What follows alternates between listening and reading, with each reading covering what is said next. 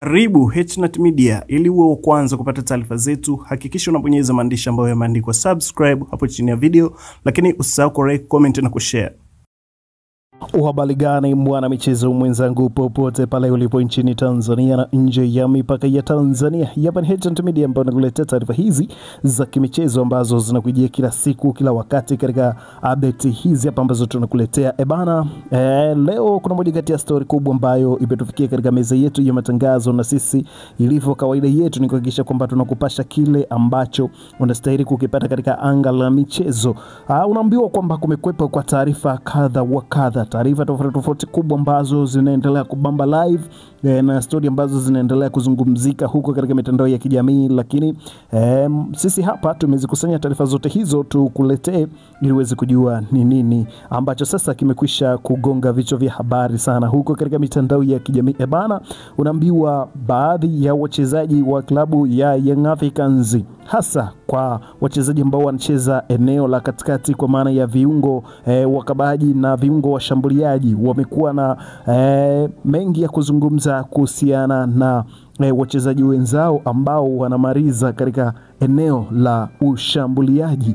Kuna taarifa kubwa ambayo inaendelea kugonga vichwa vya habari sana kupitia katika mitandao ya kijamii, hasa ikimhusu mchezaji wa klabu ya Young Africans Mohamed Dobia ambaye anacheza katika klabu hiyo ya Young Africans, na mengi aliyokuwa nayo ya kuzungumza ni kuhusiana na kucheza mechi nyingi pasina asisti wala goli lolote, na hii imemfanya kupeleka wimbi la lawama kwa wachezaji ambao wanacheza katika eneo la ushambuliaji kwa maana ya Ande Boyeli na Prince Mpumelelo Dube. Ikumbuke katika mchezo ambao Mohamed Dobia alitoa pasi nyingi za mwisho kwa mchezaji kama Prince Mpumelelo Dube, ni mchezo wa kombe la mabingwa barani Afrika CAF, mlongo wa kwanza kabisa walivyocheza dhidi ya Willet FC, mchezo wa kwanza wa mlongo wa kwanza ambao ulichezwa huko katika mji wa Benguela huko Angola ambako mchezo ulifanyika.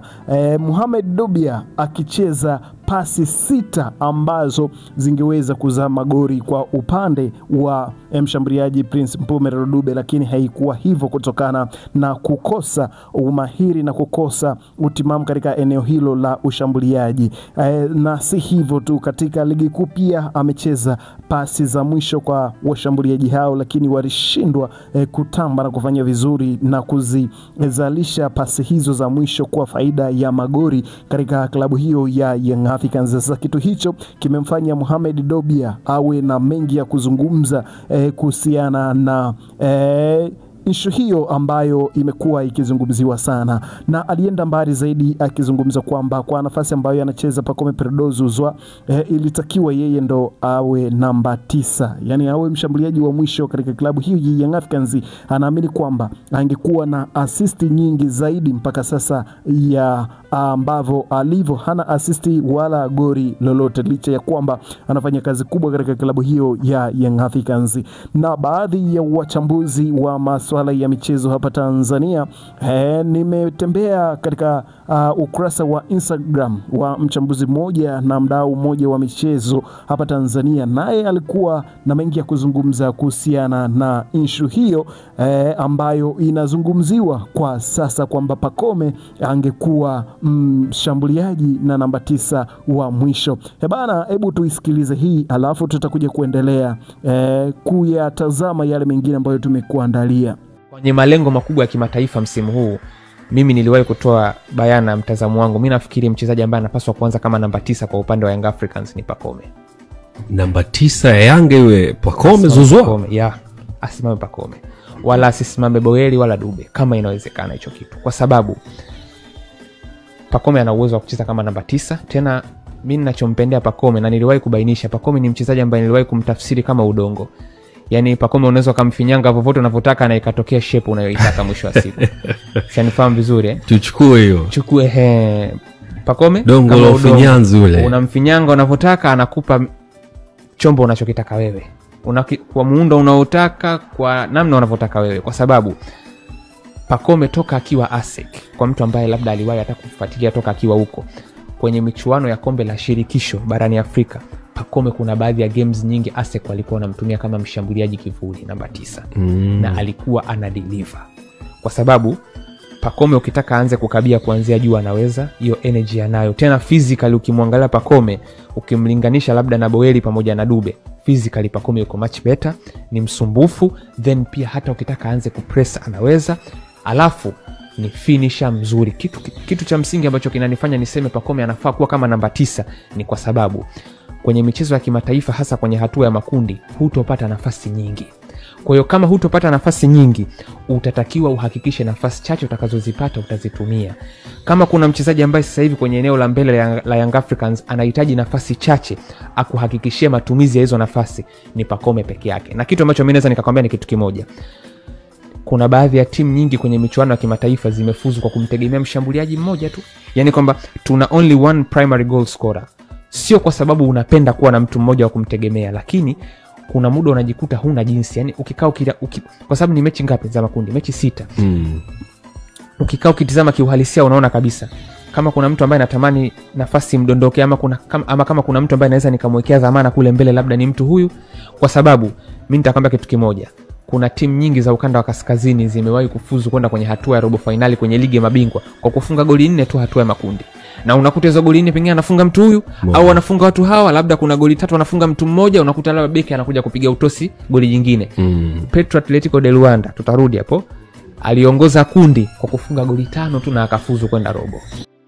Hicho ndicho kilichozungumziwa na mchambuzi na mdau mmoja wa masuala ya michezo hapa Tanzania kuhusiana na ubora wa Pacome Peredo Zouzoua pamoja na ubora wa washambuliaji waliopo katika klabu hiyo ya Young Africans kwa upande wa Ande Bombe Boyeri na upande wa Prince Mpumelelo Dube. Kitu ambacho kikubwa kingine ambacho kinazungumziwa sana kwa upande wa washambuliaji hawa wawili, kwa maana ya upande wa Prince Mpumelelo Dube, lakini pia kwa upande wa Ande Bombe Boyeri, kwamba style ya uchezaji ni ile ile, ila kinachotofautisha ni kwamba Ande Bombe Boyeri ana uwezo wa kukabiliana na mabeki wawili na akaweza kuhimiri mtiti huo, lakini si kwa upande wa Prince Mpumelelo Dube ambaye akiguswa, akikutana na changamoto yoyote kutoka kwa mabeki, anaweza akahamishwa na akakosa utulivu na akapoteza hata kama alikuwa na mpira. Lakini kwa upande wa Ande Bombe Boyeri kidogo ana nguvu na mwili, ana uwezo wa kukabiliana na warinzi, na unaona hata ile mechi ya ligi kuu Tanzania bara NBC Premier League ambapo walikutana na KMC, katika ile penalty ambayo ilipatikana ilikuwa ni hivyo, katika kuhakikisha kwamba wote wanawania mpira na ambao walikuwa wamesha receive. Kwa hiyo katika kuhakikisha kwamba anajitoa mikononi mwa mabeki ambao walikuwa wanamzuia, wakapelekea kucheza faulo hiyo ambayo ilizaa penalty. Kwa hiyo style ya uchezaji wa wachezaji hawa wote wawili, Prince Mpumelelo Dube na Ande Bombe Boyeri, unafanana kwa design fulani ambazo wachambuzi wengi wameliona hilo. Kwa hiyo kwa upande wa Mohamed Dobia, kuona kwamba kwa jinsi kiwango kilivyo cha Pacome Peredo Zouzoua na washambuliaji mastrika waliopo katika klabu hiyo Young Africans, ni bora kwamba Pacome Peredo Zouzoua angemaliza kama mshambuliaji wa mwisho, kwa maana ya striker namba 9 hapa katika klabu hii Young Africans. Kwa sasa klabu hiyo ingekuwa na magori mengi, hasa katika ligi kuu ya Tanzania. Ikumbuka kwamba pia toka ligi kuu Tanzania bara ianzishwe kwa msimu huu 2025-2026, Young Africans klabu pekee ambaye imeshinda bao nyingi katika mechi zake za ligi kuu, wakiwafunga mabao 4-1 KMC Complex, KMC katika uwanja wa KMC Complex, na kujitengenezea rekodi hiyo ya kuwa klabu ya kwanza ambayo imepata magori mengi katika mechi moja. Hakuna klabu nyingine yoyote ambayo imeshinda ushindi wa magori 4, na hicho kitu ndo ambacho alikuwa anakizungumzia msemaji wa klabu hiyo ya Young Africans. Huyu si mwingine ni Ally Shabani Kamwe, kwamba katika rekodi na katika rekodi za kwenye makaratasi hakuna klabu ambayo inafanya vizuri kama klabu ya Young Africans.